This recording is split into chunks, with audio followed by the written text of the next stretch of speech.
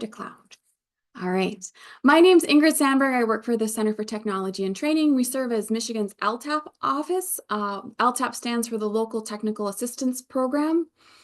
We help with training for local agencies like county road commissions or city public works or township public works. We provide training for everybody from equipment operators to admin staff to engineers, managers, and anyone in between. So welcome. Thank you guys for attending today's presentation. We are using Zoom, so we'll get into Zoom. You should be able to use closed captioning if you need to. It should be in the ribbon in the bottom. We are going to use the chat today, and we also have I have the Q&A enabled. So if you do want to use the Q&A, we can do that. If you have a question that is maybe something that you'd like to ask anonymously, we can look at that one. I am by myself today, so if you might have to holler at me a little bit if there is something in the chat. It might take me a minute to get there. We are going to use Mentimeter today. It looks like are folks able to join the Mentimeter? If you are, well, give me a thumbs up. I'll put the joining information on the screen here again in just a moment. Awesome, folks are in there. At the end of today's session, I'm going to drop a survey link into the Zoom chat. It'll be a SurveyMonkey link, and that is how you'll get a certificate of attendance for today's session. That also, there's an evaluation with that, so you can give me a little bit of feedback if there's things that you would like to hear about in the future. We can do more of these lunch and learns. That is my plan going into 2025, is to try and do even more of these because folks seem to like them. But also, we're open to doing these types of shorter 1-hour sessions at times that are not noon, because I know we've gotten a little bit of feedback that people are like, oh, this is over lunch and I don't like that. So after today's session as well, we'll be sending out slides of today's session and some of the answers and whatnot that we've gotten. And so the recording will also be posted on our YouTube channel. So I am going to get all of those posted here this week. All right, so here is the Menti joining instructions. The code is up at the very top of the screen there as well. You can use the QR code to join, and you can also go to thementi.com and type in that 8-digit code at any time. So if you get bumped off of the session or something, you should be able to join. Like I said, if you want to give me a little thumbs up to know that you guys are in the session and that things seem to be working all right, that gives me a little bit of peace of mind. But I'll give you another couple of seconds to join here. It's just something for you guys to be aware of with these sessions. The Mentimeter, it's anonymous. I can't tell who any of you are. I can't track it back to you. And so feel free to answer honestly when we're asking questions for any of these. We do have some other training sessions. I'm doing another session on Thursday. That's a Train the Trainer session. We will post those ones on YouTube too, if for some reason you aren't able to make it on Thursday. I know folks are busy. We also are doing another people skills session later this month. And I'm going to plug, I've got a cold weather work session that I'm doing tomorrow that talks about how to stay warm when it is frigid out. I think winter has come and it does not look like it's going anywhere. So if that is something that is interesting to you, let me know. This will be tomorrow is the last time that I'm doing the cold weather work session for the year. But if there's enough interest, we can do it again in January as well. All right, so agenda, meeting roles. We're going to talk about some meeting roles today, whether you are an attendee or whether you are the person planning the meeting or facilitating the meeting. We're also going to talk a little bit about how to make meetings more effective before, during, and then after the meeting is over. So here's our first Mentimeter question. Which of these tasks do you do regularly? Are you somebody who is planning meetings? Or are you more of a worker bee who is attending a lot of meetings? And then are you someone who runs meetings? Because sometimes it's possible that you might be somebody, especially in an administrative role, where it is part of your job to plan the meeting and get that going, but you might not necessarily be the person who ends up running the meeting. Or vice versa. You might be somebody who's running meetings, but you are not, you are more hands-off when it comes to the planning of those meetings. All right, so we've got a pretty big, pretty nice spread. Most of us we got a lot of people attending meetings, which is good because I don't know why you would be in this session if you were never attending meetings. That would be maybe a little silly. But we do have some folks who are planning and some folks who are running meetings. All right, I've got another question. This one is a type in your answer type of question. So what makes meetings inefficient? What are some things that really bog down a meeting or are going to make a meeting not efficient, not time effective, not productive? Having no agenda. Yes, not having an agenda or not having the right items on your agenda.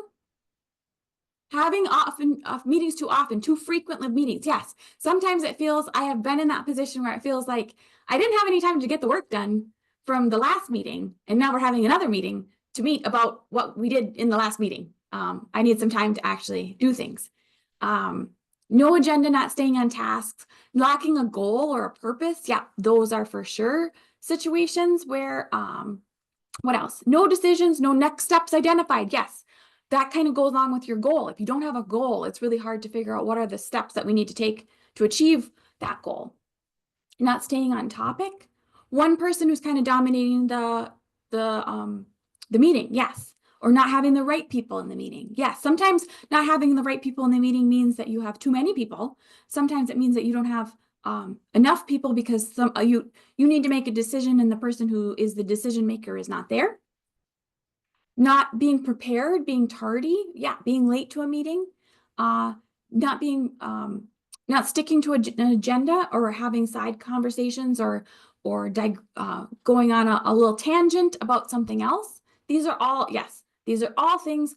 Lack of participation too. I really appreciate that you guys are participating and answering these questions because this makes this more effective for all of us. It makes it more interesting for me to present. And also I think it gives you guys a little bit more interest as well. And oftentimes some of these questions and answers, the best thing that you might take away might be from someone else. Sometimes having a hybrid meeting where you don't have everybody in the room, whether you've got some people in person, some people online. Internet connection is really tough. All right, these are all good things. With the internet connection, a good meeting etiquette is often to have like your camera on for a meeting if you are remote, but that's something that can eat up some bandwidth for your internet. Getting closer to the Wi-Fi can also help. Shutting other things down, if you've got your browser open or your Outlook open, things that eat up a lot of bandwidth as well, those can all be things that slow you down. So those are maybe some tips for folks. When you've attended a productive meeting, what made it productive? What were some things where you're like, all right, so we just talked about like what makes a meeting inefficient, but what are some things where you came out of a meeting and you're like, I feel like that was a good use of my time. I feel like we accomplished something during this meeting. What are some things that helped to facilitate that as we were talking here? Specific action items established. Yes, I think that that's super important. And I will go further with that. Yeah, deadlines. I was just going to say, having a deadline for when is that action item going to be needed to be done. Also having those action items assigned to a specific person. That's something else I've been in meetings where an action item is said and it's just kind of said into the ether. And with the assumption that the right person knows that they are now responsible for that. And sometimes through no fault of their own, they didn't realize that they had just been assigned a task. So making sure that those action items are, that they're clear, that they're specific, that they're assigned to a individual person or maybe people, depending on the size of that task, and that there is some type of follow-up for when do we need you to finish this up. The leader of the meeting not staying on track and keeping people focused. Yes. The leader of the meeting staying on track and keeping everybody focused. Having a very clear agenda that you don't get sidetracked off of.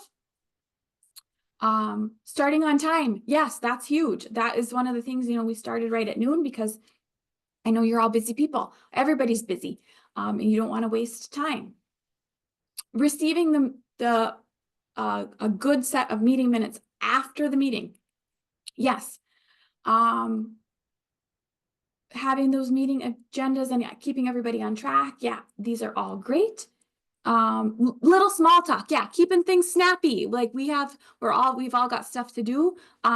It can be tempting, especially if you are working with a team of people who are not often in the same room together, and you get in the same room, that you do want to have that little catch-up time.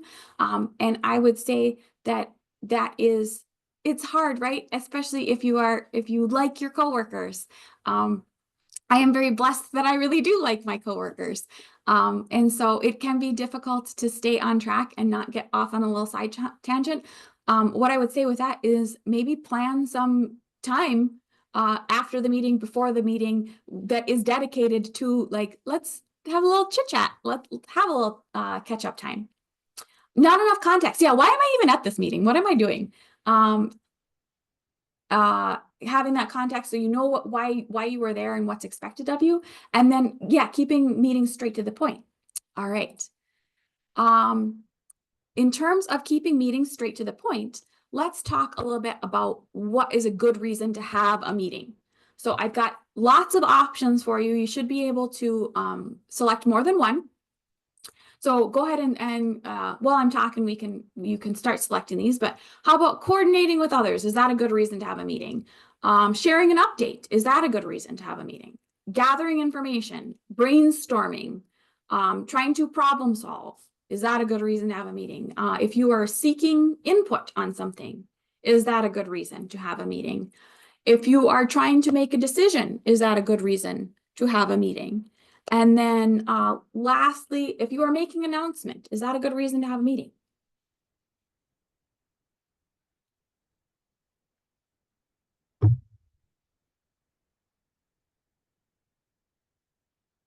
So it looks like coordinating with others, that's, yes, a good reason to have a meeting. Problem solving and brainstorming, those are good reasons to have meetings. Making a decision, many of you are saying, yeah, that's a good reason to have a meeting. It can depend, right? Are you the sole person who has decision-making powers?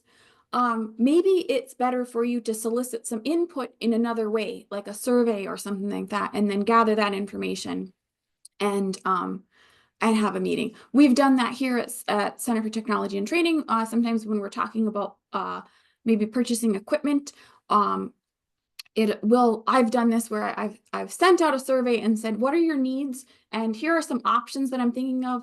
What do people think about them? And then we don't have to have a meeting to talk about each one of them. I've gotten information, I've gotten input from everybody, and then weight it. Then I can send out another message and say, this is what I'm thinking of. Last call before we pull the plug, or pull the trigger and purchase this. Sharing an update is generally not a good reason to have a meeting. Also making an announcement, generally not a good reason to have a meeting. The exceptions would be if you are anticipating that there's going to be a lot of potential confusion about that decision, or if it's a really maybe a contentious decision or announcement that you're going to be making. For example, we just had here in November open enrollment for health insurance. We didn't have a meeting about that. There were meetings if you had questions with our Michigan Tech HR folks. But in general, there was an email that went out to share open enrollment is starting, and then as an announcement, and then some updates along the way, because one of the things is we changed to a new system, and so you couldn't just do nothing. You had to participate, which was different than years past. So, some of these reasons are good reasons to have a meeting. Some of them are not, and there are some other things that you might do instead.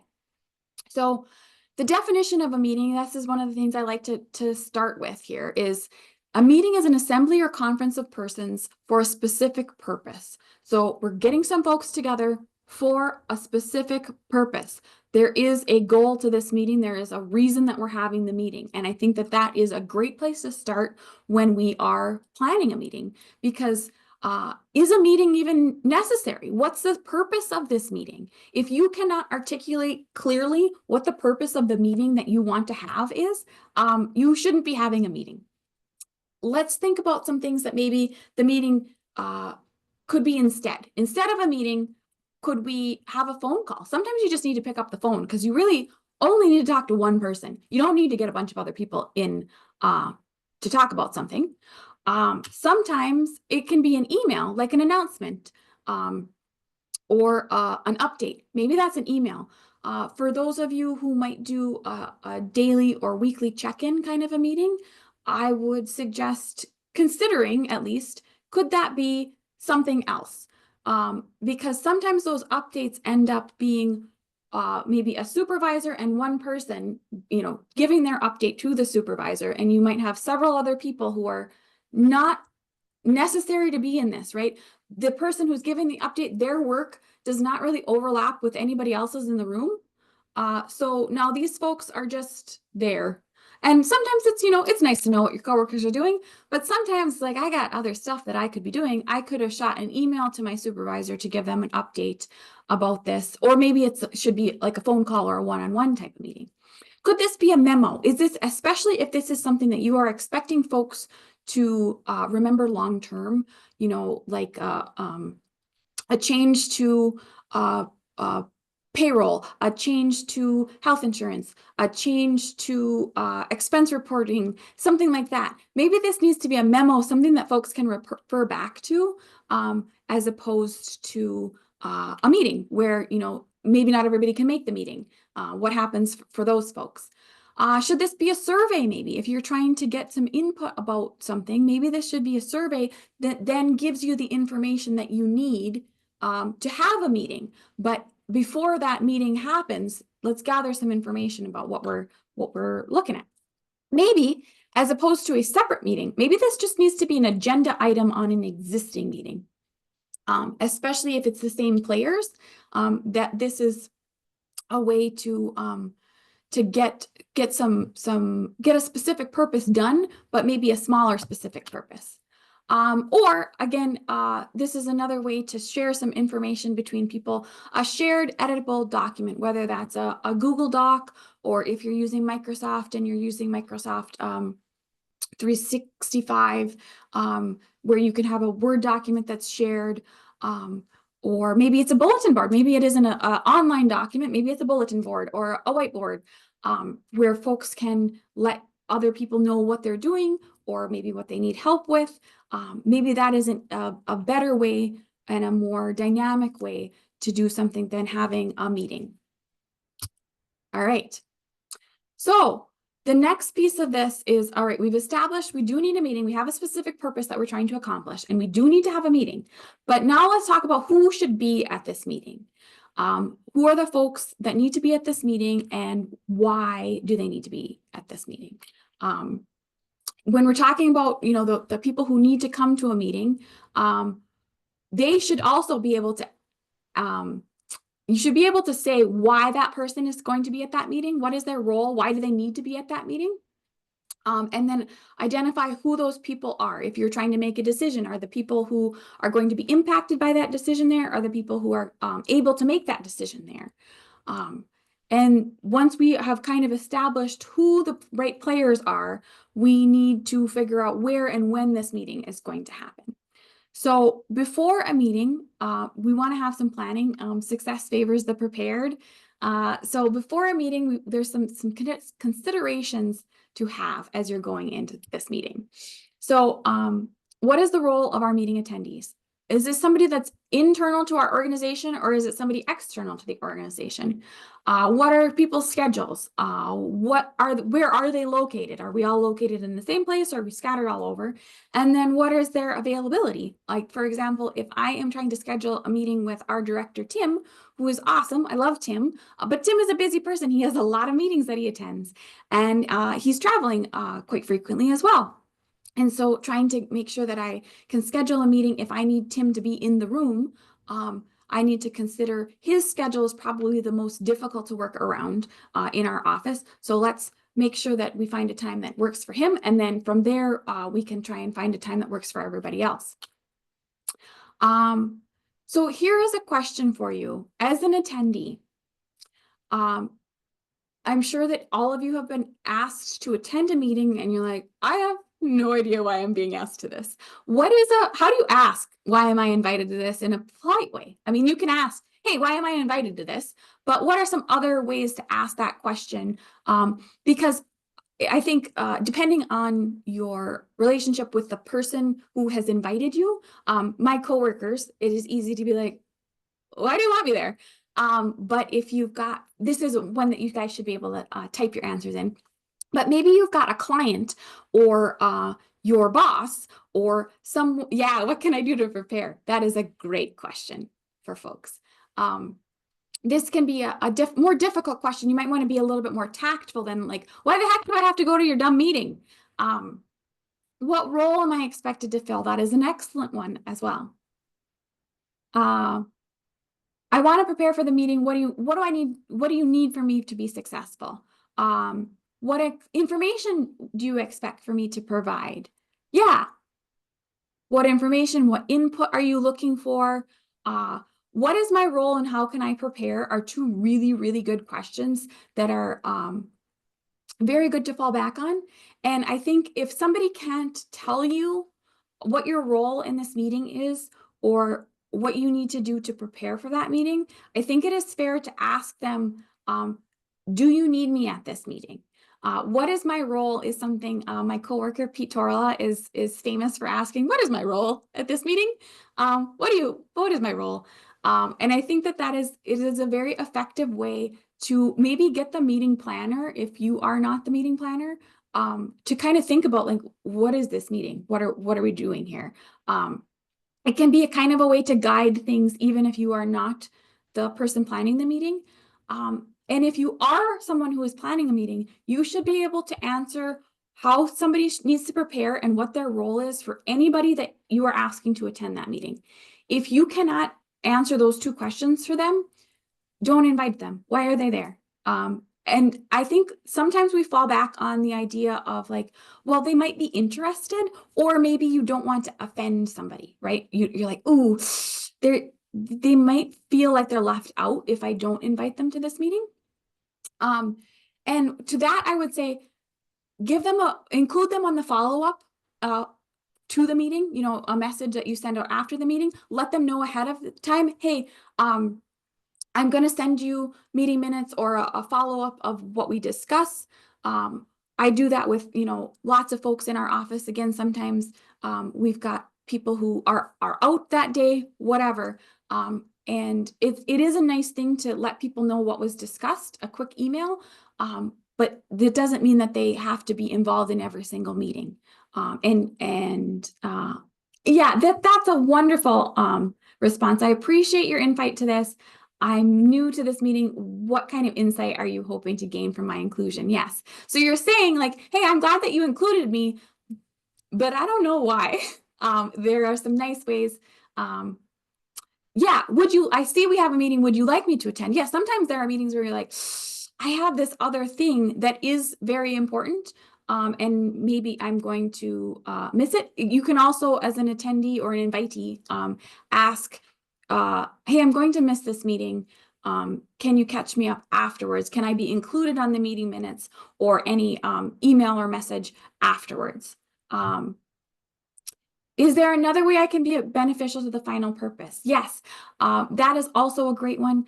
Again, if people are trying to like solicit some input or do some brainstorming, maybe you can have a quick chat with the meeting, the person who's going to be running this meeting or planning this meeting, and they can get your feedback, your information, your opinions on something, and then you can not attend that meeting.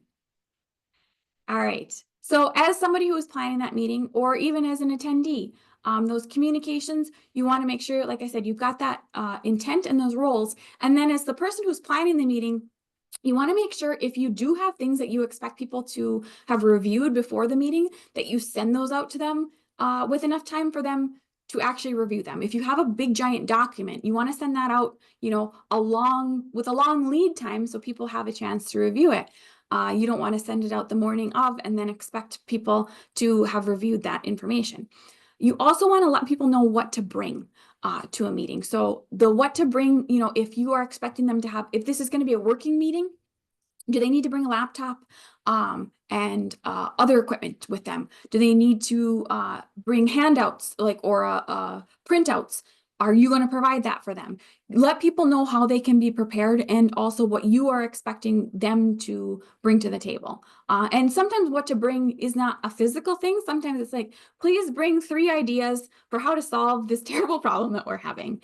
That also lets people, rather than putting people on the spot and saying, hey, you know, Bill, I need 3 ideas from you. It gives people some time, especially when you have people who might feel a little bit shy, or maybe they are a little bit reticent to participate in a meeting. Giving people that that time to kind of mentally prepare themselves for what they're going to be asked during the meeting and what's going to be expected of them can really improve your participation, because you've already told everybody that what you expect of them. And so then, because I know we've also been in meetings where you ask for input and it's just silence. So this gives people, you've already got some conversation to start with. All right, so meeting location, you want to make sure that your meeting, wherever you're going to meet, is functional for whatever type of meeting you're going to have, that it's comfortable, that it's convenient, and that it's safe. So let's talk quickly about what that means. So functional, you want it to accommodate your needs. You know, if you have technology, if you need to be able to have a projector or a TV screen to show documents or slides, you want to make sure that you have that. If you're expecting people to take notes or to work on a laptop, they need to have a space to do that, table to work on, and enough space for each person as well. You know, you don't want people all crammed together. And then if you're talking about anything that's going to be maybe sensitive, private, confidential, etc., does the meeting room facilitate that? I know a lot of more modern offices, you've got, you know, beautiful big glass conference rooms that might not be the most appropriate meeting space depending on what you are going to be discussing. So having that thought as well, are people going to feel comfortable being in this meeting? And when we talk about comfort, do people have enough space? When we're all crammed in together, it's, you know, you might feel a little bit less likely to share during that meeting or to participate during that meeting. Temperature, if a meeting room is freezing cold and everybody is, you know, teeth are chattering, that's not going to be real conducive to having a productive meeting. But the opposite is also true. If it's really hot and stuffy, that airflow isn't very good in a meeting. The airflow thing, especially, you know, in older buildings, sometimes a conference room is maybe tucked away in a corner or in the middle of a room, there's no windows or anything to it. Those rooms can get really hot, really stuffy. And it's science that when you don't have that good airflow, carbon dioxide starts to rise in a room a little bit. People get grumpier, people get, they're less able to make decisions, and like their cognitive abilities decline. And also people get angry, which is, again, these aren't things that you are conducive to an effective and productive meeting. If everybody's grumpy and dumb, we're not going to have a great time. And then also making sure that we have breaks, right? Breaks both for people to stretch their legs, people to use the restroom. Having frequent breaks when you have a long meeting is going to make the meeting more productive than just trying to like plow through. I know that can be really tempting. It's like, oh, we're really in the zone here and things are going really well. Let's just keep pushing through. And I promise you, this is both for a meeting and also just for your own work, taking a break, stretching, going for a little walk. You are going to come back to that, whatever you are doing, more refreshed and more productive. And then when we're talking about refreshments, if you are going to have a really long meeting, you want to make sure that you have something for people, even if it's just coffee and water. But you want to make sure that people understand that that is available to them. And you know where it would be. If you're going to have like an all-day meeting, you either need to provide a meal for people, midday meal for people, or you need to let them know that you're not going to do that and that they need to bring a bagged lunch. But that's something when you are planning a meeting, you want to make sure you convey that. And if you have any meeting issues with things like meal planning, those types of things. You want to make sure that you're able to accommodate folks. I think for people who have dietary restrictions, that can be tough. But if you at least ask it, it's a nice gesture to let people know that you are thinking about their comfort. Then convenience, especially now it's winter time, that travel distance, the time of day, the time of year, taking that into consideration. If you have, if it is a summertime meeting and you've got folks who are normally working a 4-day week, don't plan a meeting on Friday. Don't do that. If it is, terrible weather, kind of like the delayed school start, maybe don't plan a meeting in the heart of winter where everybody's going to be driving quite a far distance for the very big start of the day. Maybe push it back just a little bit if possible. And then parking, especially for folks who are at maybe a garage location, or if you are in a city location, a downtown, let people know what the parking situation is going to be so that it's not a surprise for them when they get to wherever they're going. All right, and then safety. If you are having a meeting that is going to be on site, which can sometimes be really effective, right? You're trying to show people something about this job. Maybe it's going really well, maybe it's not going really well. You want to show people something about this job site. What kind of PPE do they need? How do they need to dress? And who is going to provide that PPE? So when it comes to maybe our maintenance and operations folks, they're going to have PPE, right? That's not going to be a problem. And for folks who maybe are not on that side of things, depending on what side of the design world you are on, you might have some PPE, but you might not have the right PPE. What do you expect of your attendees? I have in the photo here, we've got some life jackets. If you've ever done a job that was near water and your safety plan requires people to have life jackets, that's probably not PPE that most people are going to have with them. So that probably is going to be one that you're going to have to provide for them. But having that discussion and letting people know what is expected is going to help things out. Or maybe is that a meeting that you can have from a further away distance? Maybe you can move the location a little bit. So preparation as a host, you want to provide materials promptly and as needed. You want to make sure that you have a good handle on how to use the technology that you're going to be using. Maybe you need to recruit a helper for that. You want to know what the settings that you're going to be using if you're doing a hybrid meeting or a virtual meeting, if you're using Zoom or if you're using Teams, making sure that you understand what the settings are and how to efficiently work them, as well as making sure that if there are settings for your attendees, like I said, we have closed captioning with our Zoom. I want to make sure that you guys know that and know how to turn it on if you need it. Making sure that physical space kind of meets the meeting requirements, and then assigning roles. So assigning someone to take meeting minutes. It can be difficult if you are running the meeting and trying to keep everything on track and keep the agenda tight and whatnot, to make sure that the notes are being taken well. So making sure that somebody who understands the goal of the meeting is taking those meeting minutes. And then maybe for assistance, like if you were expecting people, if you're expecting lunch to be delivered, if you can assign that to somebody, like somebody's going to have to let the delivery guy in. Or again, if you have a meeting situation where your office is a closed office where you have to be buzzed in, is somebody there to greet people, maybe while you're getting ready for the meeting. Show folks where, if you've got external people coming in, somebody to greet folks, show them where the bathroom is, show them where the coffee machine is, get them settled in while you are getting prepared for your meeting. All right, communications. You want to send out an agenda for your meeting if you are planning a meeting. You want to consider what needs to be on that agenda. Again, what is the purpose of this meeting? And then you can put your agenda items in what needs to happen for us to accomplish that goal. Location, you want to let people know, especially considering anybody who might be coming from outside of your agency or maybe from another office or another location at your agency.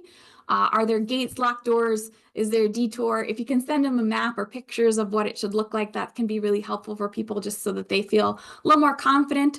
Again, the refreshments and meals, and then what expectations when you communicate to them, what kind of PPE, where are they going to have to be going? Are you expecting to maybe start the meeting at one location and like go to a job site? Did they, need to bring an amber light, etc.? Do you expect them to have a laptop or a tablet that they're going to be bringing? And letting them know, like we've got plenty of outlets for you to plug everything in. All right, so during the meeting, what do we need to be doing during the meeting? What are some good rules of meeting etiquette for a meeting host? So like what are some etiquette rules that you would expect a good meeting host to adhere to? And this is another question that you should be able to type your answers in.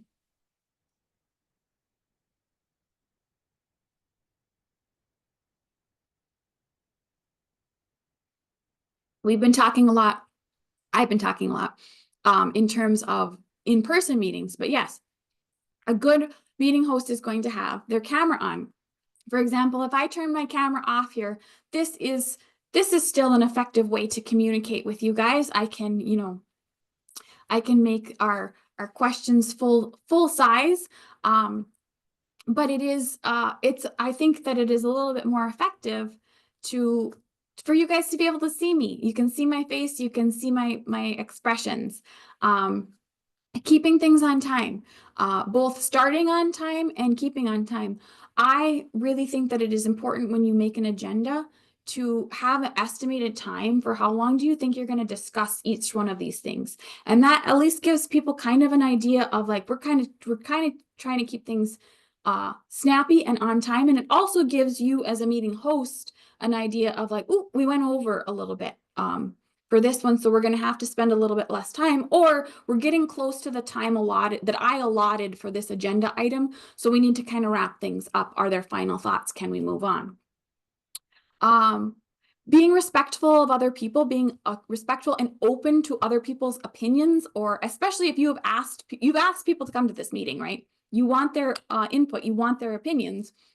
You need to be respectful of what their opinions are and listen to people, being pleasant, being early to the meeting, greeting people as they come in, making people feel comfortable. Yeah, making people feel welcome. Like you actually do want their input. You want to know what they think about things.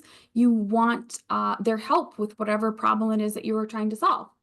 Not to eat lunch during a meeting. Yes, that is something that I will also say though, scheduling meetings over lunch, like I don't expect you guys to have your cameras on because I know that many of you are probably munching on a sandwich right now, which is expected. This is a lunch and learn type meeting. But obviously I am not munching on a sandwich right now because that would be incredibly rude. So having that understanding, not to schedule meetings at lunch, and if you have folks who are repeatedly scheduling meetings at lunch, it can be effective to just block your calendar for that time, to show that you are like, this is not okay. Repeatedly always having someone scheduling meeting, because a lot of times that's often like, oh, everybody's open at lunch. Like, yeah, that's because we're eating lunch. Asking questions for those who haven't participated, trying to draw them out a little bit. And that's where I said, letting people know what you expect and some of the questions that you might be asking of them during the meeting, letting them know ahead of time in those pre-meeting communications, that can be helpful so people don't feel as put on the spot, especially if you have a meeting where maybe you have some junior employees with some senior level employees. Sometimes it can feel a little intimidating as a junior employee to speak your mind in front of maybe your boss or other people that you might be trying to impress. It can also be the same way if you've got folks who are in a client and consultant type of relationship. It can feel, like, what kind of things are we going to be asking, giving some people a chance to prepare for those questions so that they maybe can feel like their answers are tactful. treating everybody with respect, being friendly, keeping things light, and also to the point, right? Having everybody introduce themselves for smaller meetings. Yes, that can be really helpful, especially if you've got folks who have not worked together before. Going around and doing a quick introduction so everybody kind of knows. I know I have been in meetings where it was maybe 3/4 of the way through the meeting and I'm still like, I think her name was Barb, but I'm not 100% sure. You're waiting for somebody else to use that person's name in conversation because you're like, I don't know who this person is. I should know who this person is, maybe even, but I do not know what that person's name is. That can be really helpful as well. All right. As a host, you want to respect everybody's time. You want to guide the discussion, right? So having an idea, I like to put on my agenda how much time I expect each task to take. So that everybody else knows. But even if you don't feel comfortable doing that, having at least an internal idea of how much time do I expect each of these to take so that you can kind of guide the discussion, and having in your mind some prompts, some open-ended questions, maybe if you're not getting the responses that you would expect. One of the things that I think is a great way to do that is to think about, there are some discussion prompting questions like, what would it look like if everything went totally wrong? Like just the worst. What is the worst outcome that we could have with this situation? Because sometimes that gets people to kind of backtrack into what the good solution would be.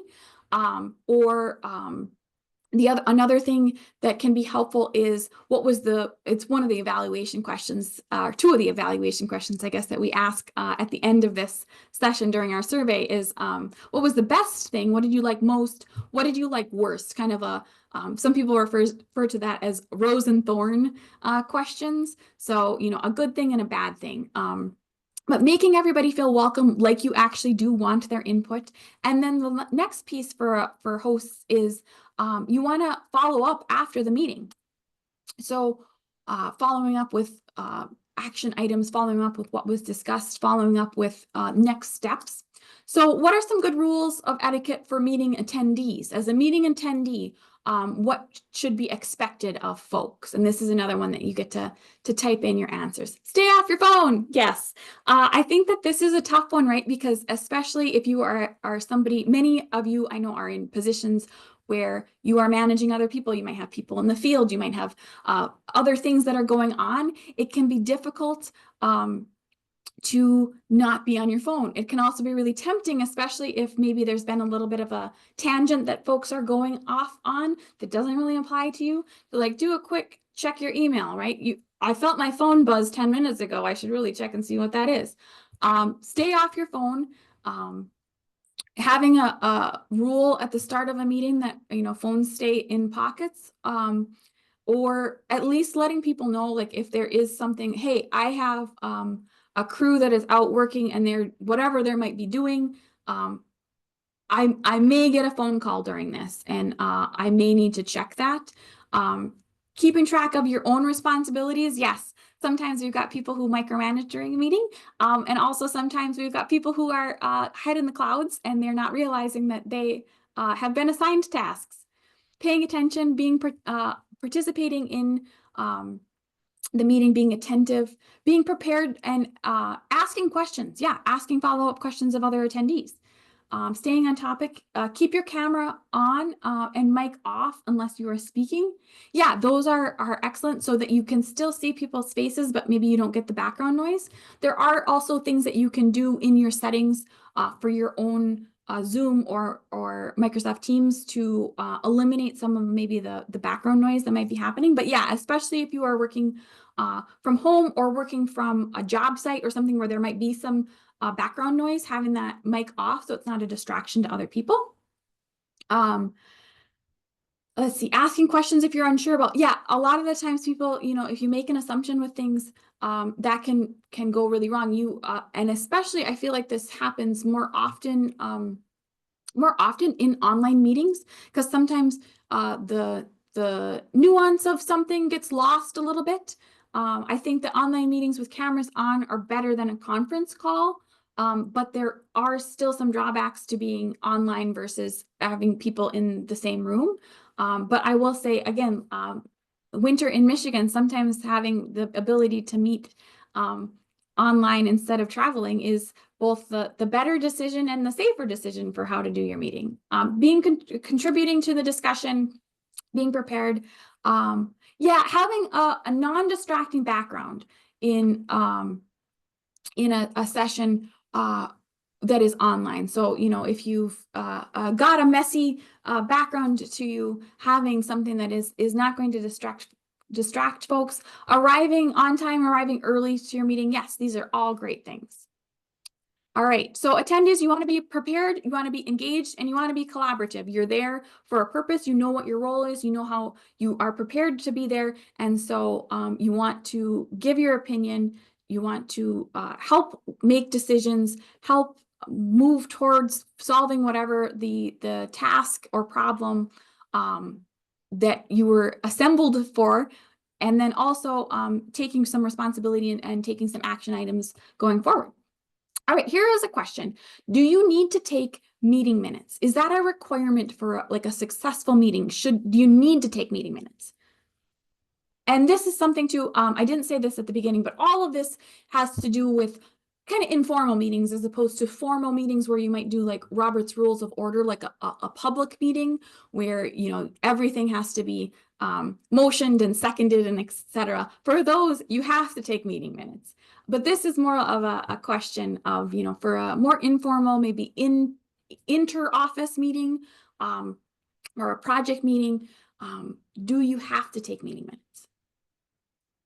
So we got a few folks who say yes, and most of you are saying it depends. I would agree that it kind of depends. I think that somebody should be taking informal meeting minutes for every meeting that you have. You've got an agenda. If you've got an agenda for this meeting, somebody should be taking some meeting minutes to keep track of action items and to keep track of those next steps, who is responsible for those action items, so that a follow-up email can be sent, especially for anybody who maybe was not able to make that meeting, or like I said, people who may not have to be in the meeting, but who would like to know, they're interested in the result of the meeting. Having somebody who is taking some informal meeting minutes is helpful. So meeting minutes, they're going to be a record of what was discussed, and they can be very detailed or not very detailed, depending on your needs.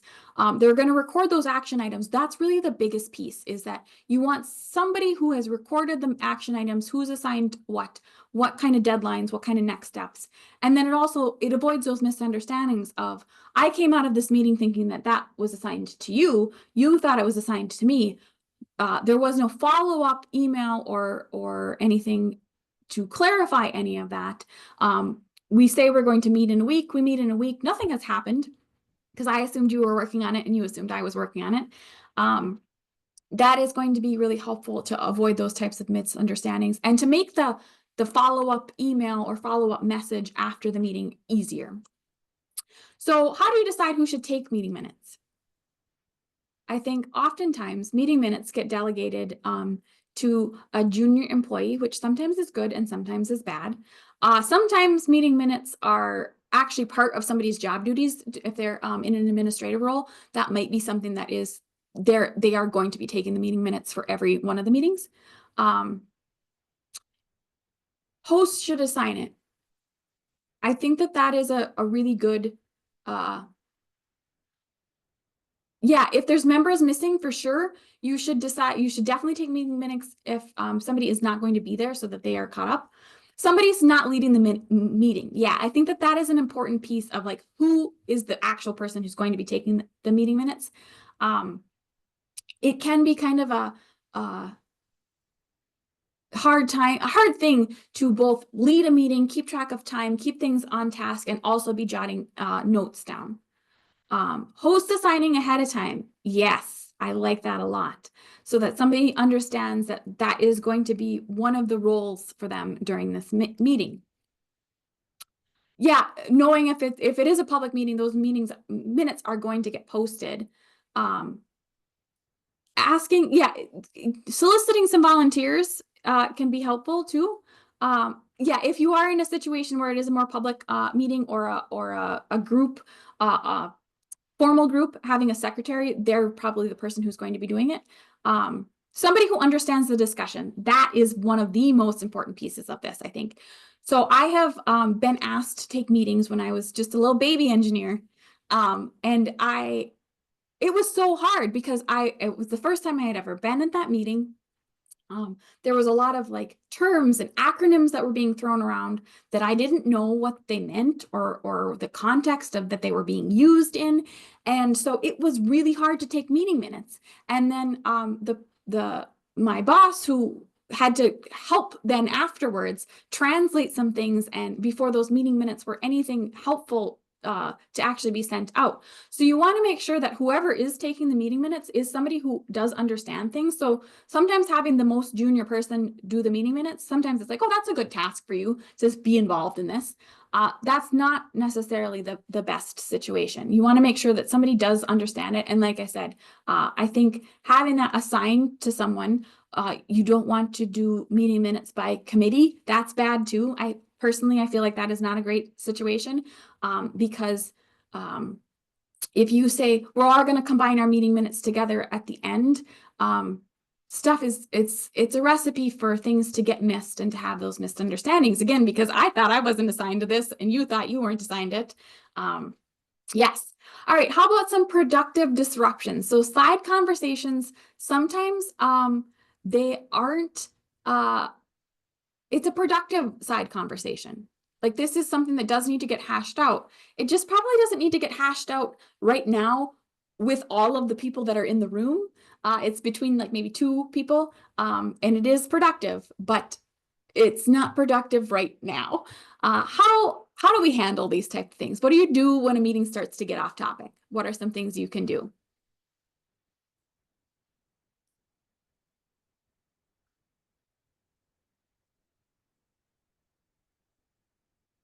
I had seen a recommendation recently. The reason there was octopus stuffed animals on that last slide was that I had seen a suggestion for folks that at the start of a meeting, you say that at any time, any person can invoke the octopus rule, which is that the meeting has started to get off track. Somebody is going off on a tangent, kind of like an octopus that has, all 8 legs, and things have kind of started to spread out a little bit. Anybody can not yell, but they can say octopus. And that would be a sign that we have gotten off track. And I'm like, that is not something that I can see anyone ever doing. I think that it's a great idea in theory, but I do not see that actually being useful. Yeah, do you have a few minutes right after this to discuss this, or can you guys talk about this right afterwards? I think it is helpful to try and establish a time. Like, can you guys get together, figure out a time right now, rather than talking about this, you two figure out a time when you can talk about it. Parking that topic for discussion later, having a parking lot for your meeting. So, having maybe a list of like, we don't have time to talk about this right now, or not everybody who's involved in this meeting needs to discuss this. That's really helpful. Asking it, yeah, can we take this offline, or can we, sometimes I think it's funny when you have an in-person meeting and people say, can we take this offline? But yes, taking a quick break. Yeah, maybe this is a good time. Like, hey guys, let's take a 5-minute break to stretch, use the bathroom, get a cup of coffee. These two can figure this out right now. Can we put a pin in that? Yes. Suggest setting up a phone call to discuss it later. All of these are good. And yeah, maybe this is an agenda item that needs to be added to a future meeting. Good. These are all good things. All right. So engaging the group. What are some ways to encourage discussion from attendees who might be reluctant to share? We have discussed some of these things already, but what are some other ones? Having it on the agenda, having an agenda that is sent out to people so people know what is going to be discussed, is just doing that is immensely helpful for people, so that you might get some things. Yeah, email those topics if it's personally. Yeah, if it's a group, and especially if you want specific things from one person, like you are really expecting this person maybe to carry the discussion for a particular agenda item, letting folks know. What do you think about that? Yeah, directly asking the person, prepping them before the meeting. Yes, especially if you know somebody who is maybe less likely to share, making sure that they understand that you're going to be asking them something, that you have some specific goals that you have for them for this meeting. Yeah, asking the subject matter expert to present on a particular thing. Hey, you know the most about this. Can you tell us a little bit more? Can you get everybody caught up to speed? Yeah, sometimes providing that opportunity to share in a smaller group setting. We do a people skills class here, and one of the things with people skills is that it's something you can get better at, but it does take some practice, and public speaking is another one. And sometimes folks don't really view a meeting as public speaking, but depending on your level of comfortability, it can feel intimidating. And also sometimes, even if you are somebody who might be very comfortable in a inter-office thing, once you have an external person, you've got a client or you've got a board member or something like that who's going to be attending this meeting, people can get a little bit more nervous. So making folks feel prepared ahead of time. Yeah, and then again, allowing discussion in the comments. That's a great way for folks. Hey, if you don't feel comfortable, we do that here. If you're always welcome to use the chat to let me know things. All right, so after the meeting, what are some things that can be helpful? So that having those action items, making sure that people understand what those action items are, who they were assigned to, when they are expected to be completed by, having any decisions that were made during the meeting. So you want that follow-up to be productive for somebody who was unable to make the meeting. And then if is there going to be a future meeting or a follow-up meeting? You want all of those things to be included in that follow-up message to everyone. And this is a message, again, that can go to maybe those optional attendees who didn't need to be at the meeting, but are interested in the results of the meeting. All right, so after a meeting, this is our last question here. How can you politely ask a host of the meeting about action items or future steps after that meeting? So you had a meeting, the meeting was productive. You haven't gotten a follow-up or anything about things, and things maybe seem like they're a little bit stalled. What are some ways that you can kind of prompt the host or prompt things to move along?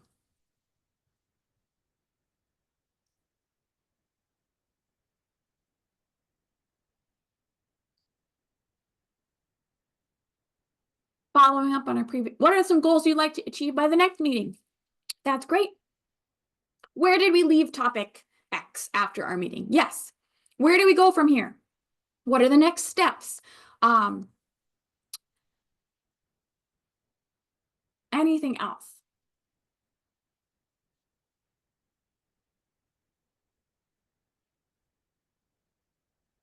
Yeah, asking for the minutes can be a great way to prompt thing. Hey, were there minutes for this meeting? Or if you have accomplished an action item or you're in the process of working on an action item, yeah, please distribute meeting minutes and actions. How would you like us to, these are great prompts. How would you like us to achieve the goals discussed in the prior meeting? Yeah. Or, I'm working on this action item and I want to make sure that I'm on the right path. All of this is great. All right, we are almost here at the top of the hour. So thank you guys all. I'm going to put into the chat the SurveyMonkey link. It's in the chat now. So following up from this meeting, I would really appreciate it if you guys would complete that certificate of attendance survey. You get a certificate of attendance. I get some feedback about what you thought about this, some future topics. Maybe we are planning on doing more meeting facilitation specific presentation in probably February, March, or actually probably March, I think is what we were looking at. So, keep an eye on the ctt.mtu.edu/training website. We do have lots of training that we do all year long. If you submit that SurveyMonkey link, you will get that certificate of attendance sent to you within a week or so. We'll also have a follow-up email that sends you a link to the recording for this, as well as it will have the slides for this session if you would like to share those with anyone. But I do really appreciate everyone's participation today. It was a fun session, and I hope to see you guys back again for future sessions. Like I said, give me some feedback on the evaluation about what other things you might want to see. We're doing the Train the Trainer one, like I said, on Thursday, and there's a people skills in 2 weeks. There's also, if you are an engineer or you're working with engineers, we are doing engineering ethics next week, Tuesday, I believe, the 10th. So that is something that is a requirement for your professional license as an engineer. You'll get all 2 hours. You'll get it in one shot next week. So spread the word on that one. But again, I appreciate it. If you grab that SurveyMonkey link, you are free to go. Thank you again for attending. We'll see you at the next one. I am going to hang out here for a little bit. If you got any problems with the SurveyMonkey link, let me know, and we will try to solve them. But thank you guys again, and we'll see you next time.